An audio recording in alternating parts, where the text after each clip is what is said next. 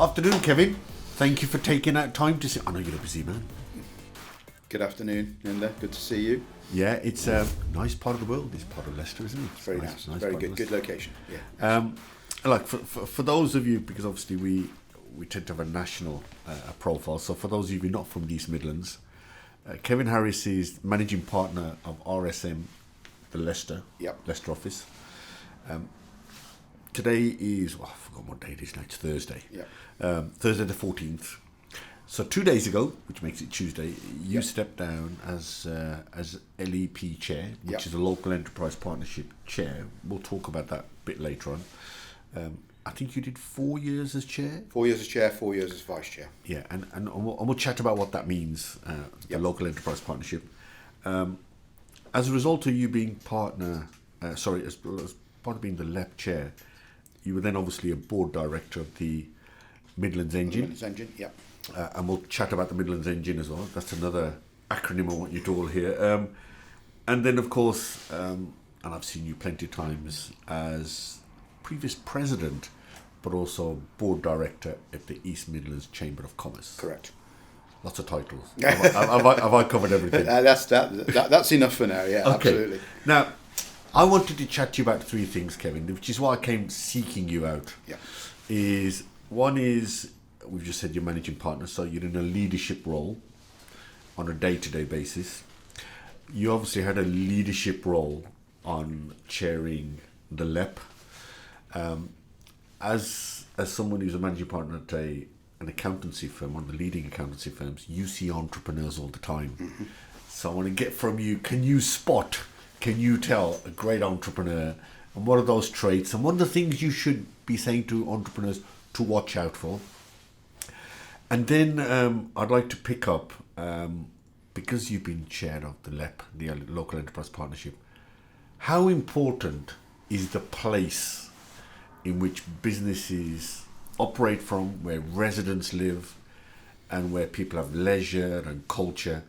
How important is that, and how does it fit in with entrepreneurship and leadership? And we'll tackle that at the end. Okay. So that's the sort of logic, and you're one of the very few, and that's why I came seeking you out, who's a leader, understands entrepreneurship, and definitely understands the role of the place. Yep. So let's go back then. Yep. How did you end up in the field of accounting? Just so people can understand the context of how you arrived here, because you're not Leicester born, are you?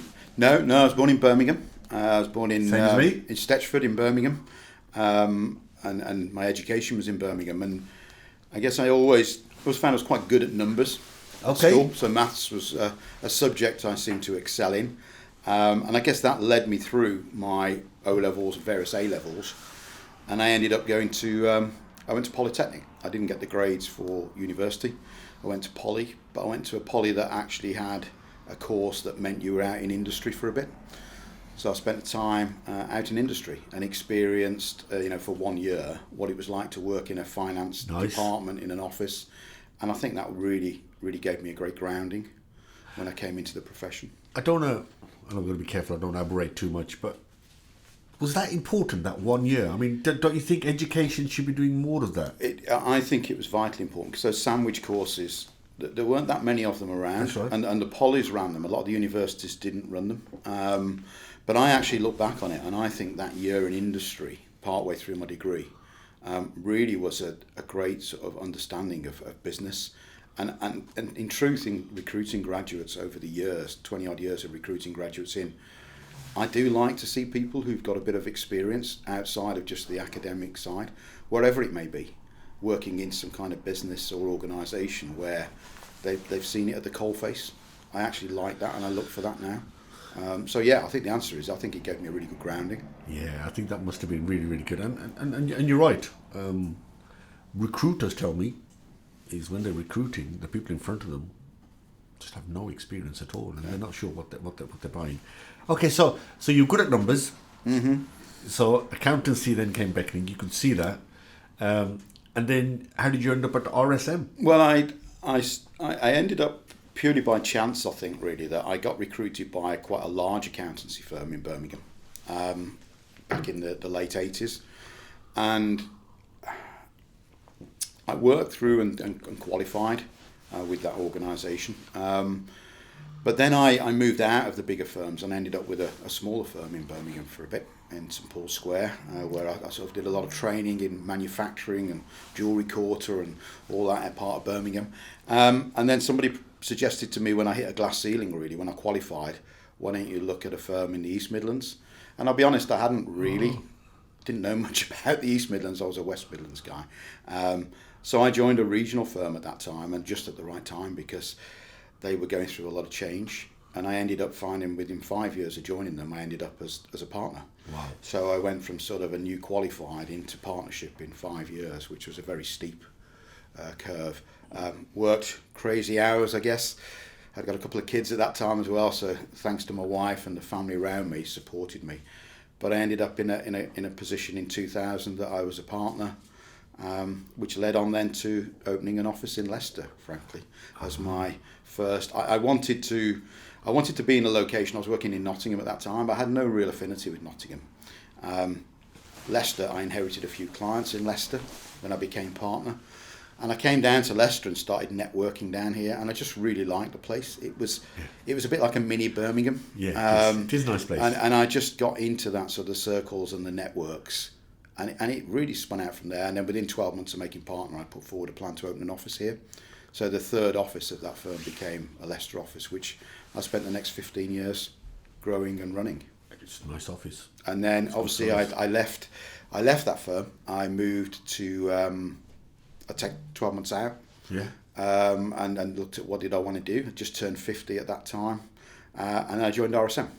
So I joined RSM 4.5, nearly 5 years ago now, which was a big step because obviously it's a much bigger organisation. Yeah. So I've sort of gone the opposite way. A lot of people go in the big firms and then go down to smaller firms when they get later in the career. That's I've right, got the opposite way. Yeah, so normally go the other way. Yeah. So I've ended up in a big organisation now.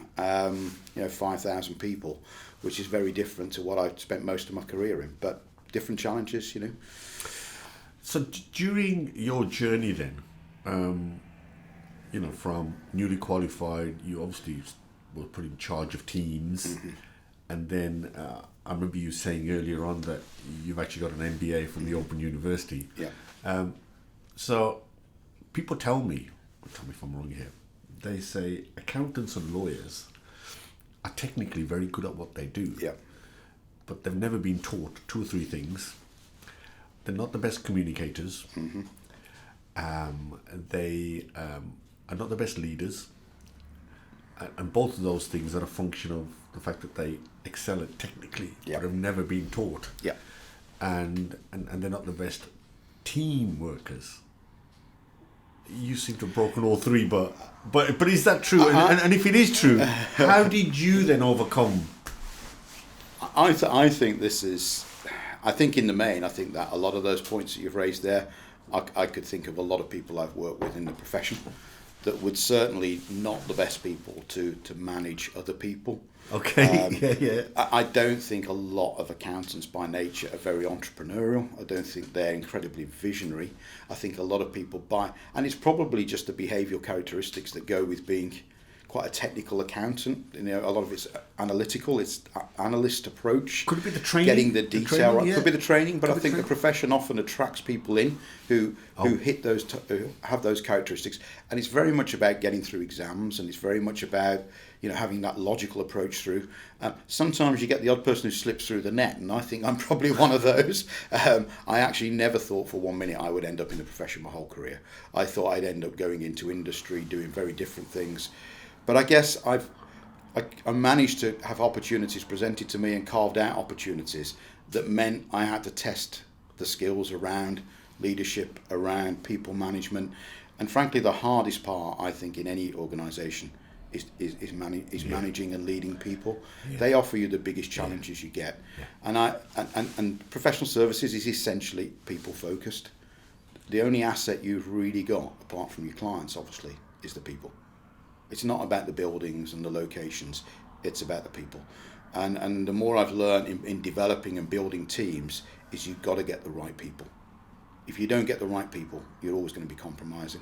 So in joining RSM as I did, my key role in joining this firm was to build the senior leadership team around me. And that's what we spent the last 5 years doing. but you get a feel for what kind of people are going to work in the way that you need people to work, and they're going to gel together. And I think that comes with time and experience, to be honest, Ninder. So I think a lot of the traits you say about accountants, it's thrown at people in accountancy. But a lot of it is true. A lot of it is true. But I think you then get some people it just happens to be that they work in the professional services and accounting field, but they're not the technical accountants. They're the people who rise into the roles of leadership and management. Because, listen, I wanted to become an accountant. I'll be honest with you. My first degree was accountancy and finance, but I flunked all the interviews. There's always thought, safe career. But I always think when somebody says, "Oh, what you doing?" An accountant will always say, "Actually, I'm just an accountant." You know, and they sort of almost are resigned to the fact that you're almost. It's the old dinner party thing, isn't it? Right. Avoid the accountant at the dinner party, and I think But actually, there are a number of people, and I know many good leaders in accountancy, and they tend to be the people that get involved in the more leadership and the management and the team leadership roles. But you also need a lot of people who are very happy doing the other part of the job, and a lot of strong accountants are technically strong, and you need that. It's a technical profession in many ways. And they don't want the leadership. No, they don't, and they're quite happy to have people, not doing that part of the job. It's similar to things like business development and winning clients. In this firm, in any professional services firm, there are those rainmakers that love being out there. They love the interaction and the social side of it. There's also a lot of people who just shy away from that. They don't want that. So, Kevin, did you then pick up those leadership skills over time? Do you think they can be taught, or do you think you're born with them? I was very fortunate back in the late 90s to be working alongside one or two partners in the firm I was in who were very market facing, who actually weren't that traditional cut of the accountant sitting behind the desk working on a load of figures. They saw that it was about getting out and spending time outside of the office, networking, connecting, and all those skills really around, and the confidence building came from, I think, working with those partners at that time, seeing how they did it, observing what they did, which is why I'm such a big believer now. And the last 2 years have been difficult with us not being in offices. It's important that people realise the job involves not just sitting behind a desk and doing a set of accounts. It's about the people interaction and building those interaction communication skills. That's what sets a good accountant apart from a great accountant, in my view. And a lot of people say to me, "Kevin, you don't come across as an accountant." And I think, I don't know if I take that as a compliment or not. I'll take part of it as a compliment. But I do think it's been but coming back to your question, it was learning on the job, and it was spotting those people that did that and thinking, they're really good at that. I'd like to be good at that. And I wanted to be in the market. Do you think, I could be wrong here because I'm an accountant or work, do you think accountancy firms should be teaching their people to become better managers? I think what they do now, and I think if I look at, say, RSM and a lot of certainly the larger accountancy firms, is you try and identify the traits, those people that are going to be the ones that are going to that like it. Okay. So you get an intake of students come through and they work through, and you watch them and you think, I think that person's got something about them. But you want people who want to do it. Yeah. You don't want to feel that you've got to push people into doing networking, because for some people it's not what they want to do. No. But there will be enough people, and your recruitment should look at that. When you recruit people in, you should be recruiting people in. You don't want everybody the same. And you don't want everybody who can just pass exams. Yeah. That's great in one way, but you want people who've got a range of skills, and you recognise that some people aren't maybe technically the strongest, but they've got other skills and attributes that you can bring forward. So I like to recruit a mix of people, and I like people around me who've got a balancing of skills. For those who, I'm slightly going to just move slightly on the side. Can you spot a partner on recruitment? Or can you spot one within a couple of months? It depends what level they come in at. And to be honest, I think what you can do is basically you can spot somebody who's got the raw tools that you need to then develop and build. And I think the important thing now is to recognise that if you need somebody to do a certain role in a firm like this, you've got to get somebody who's got those basic skills and attributes there, and you can shape that, and you can help them in that. Not put them through the same process. In the old days when I trained, everybody went through the same process. Nowadays, you can actually put people on a different track and recognise that there's a role. You need people to do this role, and the majority of people can't. So let's put that person on that track throughout their career. And I think we've woken up a lot to that in the profession over recent years. So again, just staying on leadership then. So I think you said it a few minutes earlier. Recruitment is really key. I've heard law firms recently complain that they can't get lawyers. And obviously there's a lot of sectors are now complaining that they can't get hold of labour anyway, so I think lawyers are no exception. So in terms of recruitment, what do you look for? So if somebody wants to go into the accountancy profession, is listening to this podcast and thinks, well, next time I'm in front of Kevin, I need to know what his brain ticks so I can make sure. So what sort of kind of things do you look for then when somebody's sitting opposite? Remember, this is an accountancy field. So I think I personally look for somebody who's got something a little bit different. You know, there's a lot of we fortunately do get a lot of people who are really keen to join our organisation. You know, of course. An employer brand is so important, isn't it? You know, you've got to have a brand that people associate with, and it's not just about putting values up on the wall that people can see. It's about living it. And you don't know that until you act. The one thing about working with a professional services firm, you don't really know what the culture's like until you get inside it. So you can say all the right things. So what I'm looking for often is people who've got skill sets and experience a little bit outside what the norm may be.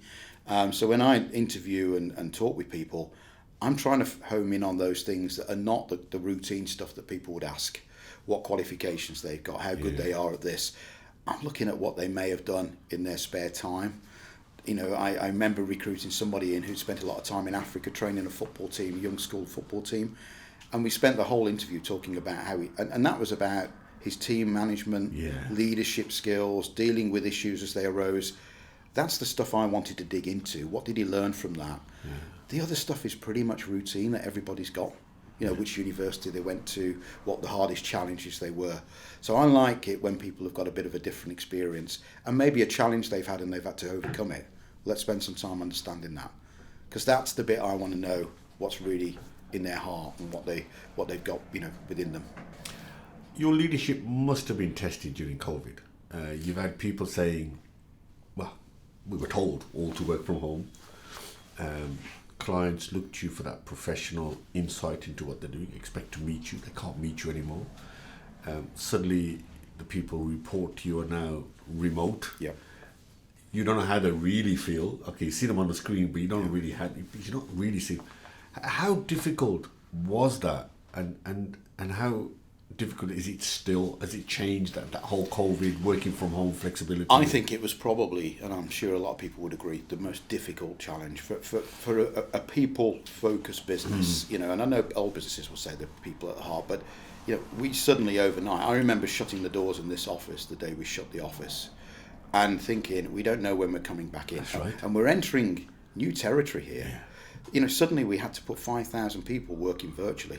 The pressures on your IT structures for a start, enormous. Can you do this? Because you've never, ever, in all of your planning, never thought you're going to have to do what we're doing. That's right. It was very tough. And I think it was the hardest, certainly the first 6 to 9 months of it. Because I'm used to coming into this office every day, sitting down and seeing people face to face, looking them in the eyes, and you can tell often where people are at and what's going on and what they're, and you don't, if you're good in management, I think you don't need to actually be asking a lot. You can just sense it with people. If you're close to your team, you know that. Losing that closeness. Okay, we were doing it virtually, but I'm managed by what I see and what I feel in the environment, and not being able to do that made it really, really difficult. And I think you mentioned it. Then you got the big mental well-being. Are people really as good as what you see on the screen? That's right. For an hour a day doesn't mean that's different to observing somebody around an office 7 or 8 hours a day. Body language says it all. So I think the loss of that. I actually think many organisations have coped incredibly well with it, but I think now this is the challenging bit now, because we've got offices are back open. People are still trying to deal with it, but we've all changed our outlook a little bit, haven't we? And the hybrid working is a great opportunity, I think, for people. Work-life balance, I think, is a great opportunity for people to get that. Maybe we got it a little bit wrong, and we've readjusted it. Yeah, that's what my earlier podcast I had that 12 said, months out. 5 years ago, I had 12 months out of working, going from a high-pressure job. I couldn't work because that was the terms of my leaving the organisation. But it gave me a real chance to stop and think and reflect about, when I go back into the workplace, am I going to go back in as I went in before, or am I going to be different? And I made a decision then, I'm going to be different. I am not going to do the 60, 70-hour weeks anymore. I'm going to do what I need to do, and I'm going to cut my work life away from my family life, and I'm going to enjoy it. And so I had that opportunity 5 years ago. And I think a lot of people have had a bit of that opportunity, although it's more pressured with what's happened in the last couple of years. And I hope people have taken stock, and I hope people don't go back to a lot of the bad stuff maybe they were doing before. Don't just go back to that. Stop and think about it and how you can adjust that balance and get it right. So I'm hoping people have done that. And I see a few people around who've done that, which is really good. Do you think you changed as a result of that experience, or not really? No, I don't think I did, but I think I changed when I had that 12 months out. Oh, okay. That's when you 5 years ago, when I had 12 months away, and I went from a very pressured environment over 20 odd years. When you're in that environment, you don't notice it. You get out of bed every day. Yeah. You're on the wheel, aren't you? You're churning it out, and it's only when you take some time out and stop that you think, I couldn't have carried on like that. So that's when I did that 12 months reflection. It's interesting, yeah. So you did it then, whereas a lot of people are telling me they did it in these 2 years. Yeah. So you'd already been through that experience, but a lot of people did it in those 2 years where they went, whoa, hold on. And interestingly, when I joined RSM, one of the things was I agreed that I would almost adopt a bit of a hybrid working. This was before, obviously, COVID. So 1 day a week, I'd probably work at home. Yeah. So I was into that bit of hybrid, and I thought this works, and I was really trying to get people within the organisation to feel that way. But then it was thrust upon us, wasn't it? And you've got a lot of hybrid working, I think, in the past with organisations that wouldn't do it. I'll be honest, I think it was based on trust. Yes. I think a lot of it was, can we really trust our people to be working at home? Well, you've had to trust them now, haven't you? And I think what we've done is we've realised you can trust people.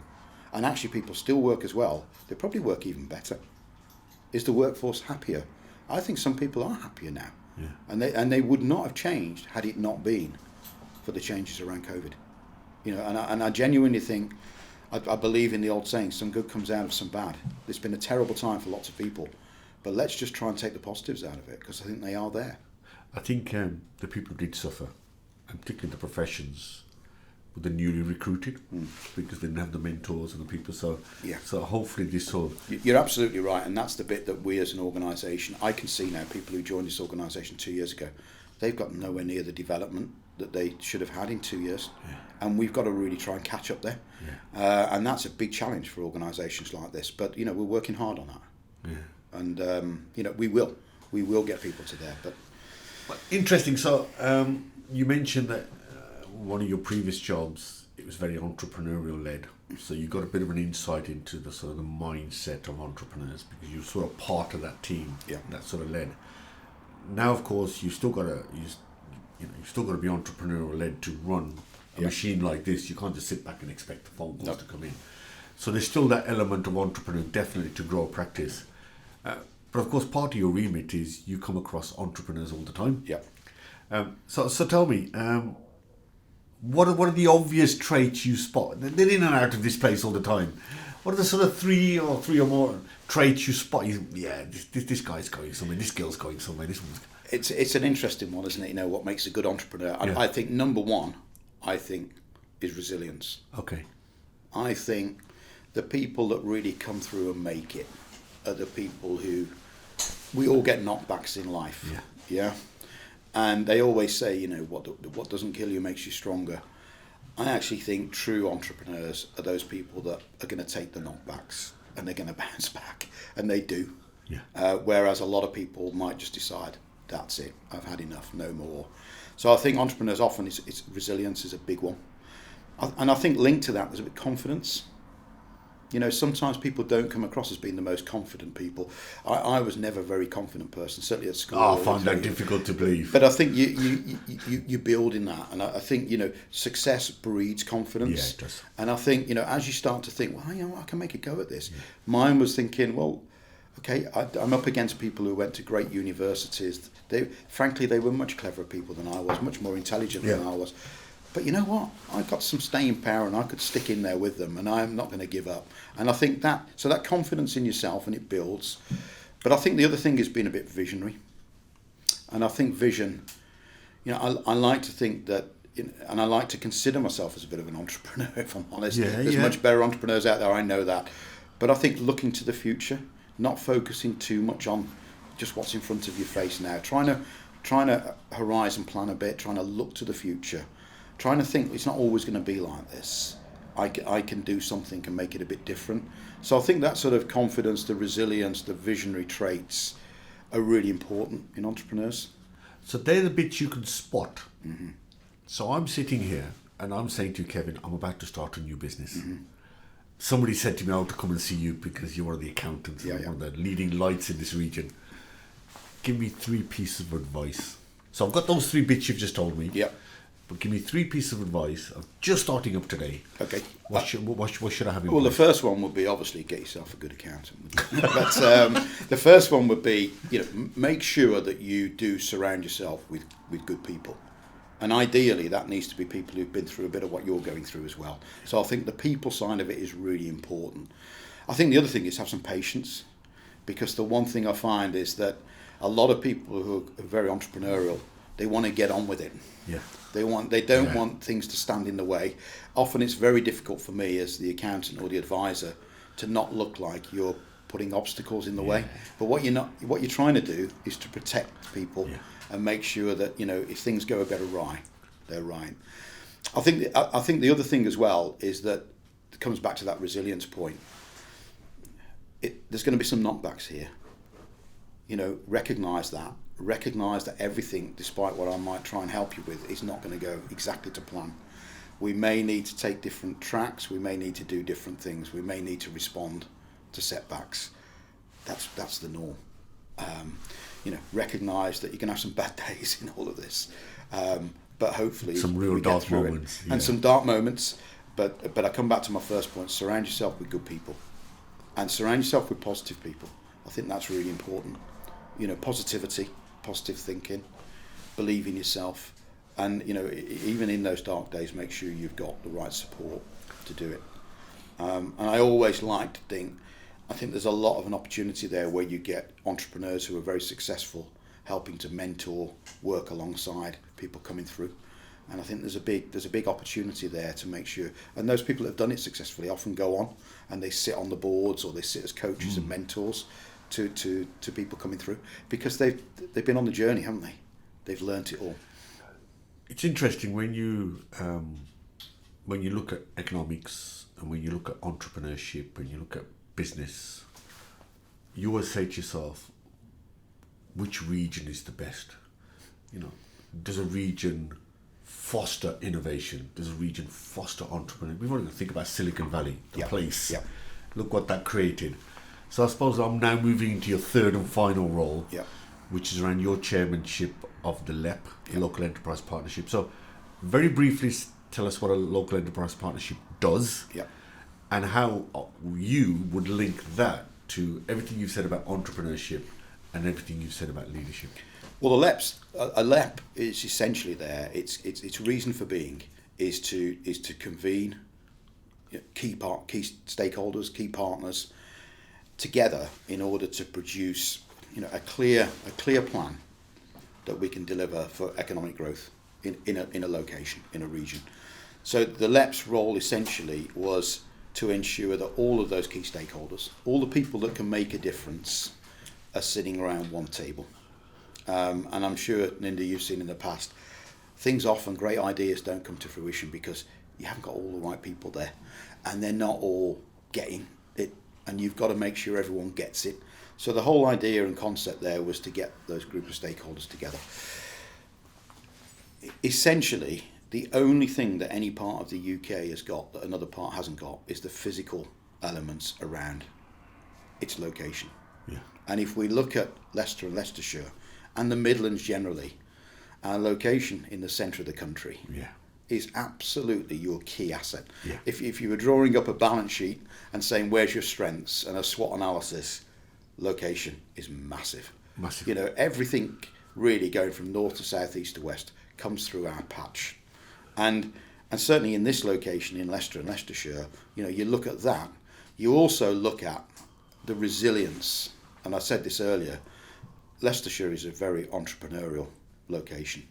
It's full of SMEs. It's right. An SME location. That's right. It's often a micro business location. That's right. You know, 90% of businesses are effectively micro businesses.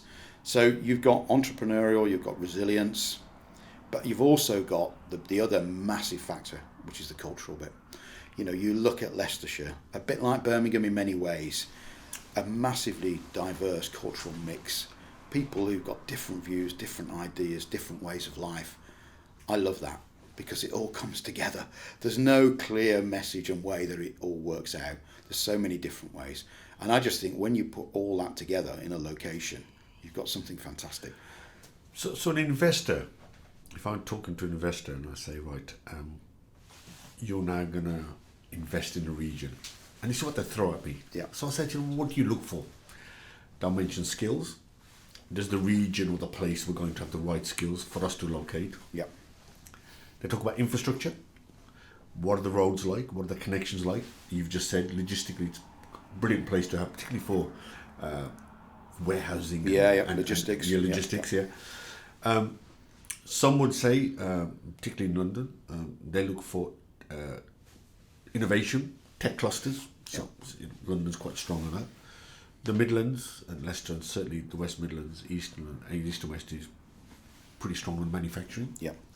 And of course, I think we're no different to the rest of the country outside of London. We have a productivity issue. Yeah. So I suppose as and you've just stepped down, I know, but what for you were the main obstacles to realising the potential of Leicestershire? I think, and a lot of points you mentioned there obviously are factors in this. I think one of the biggest obstacles was Leicester was just really, really bad at shouting about itself. It did some great stuff, fantastic businesses, but outside of the city and county, a lot of people didn't know about it.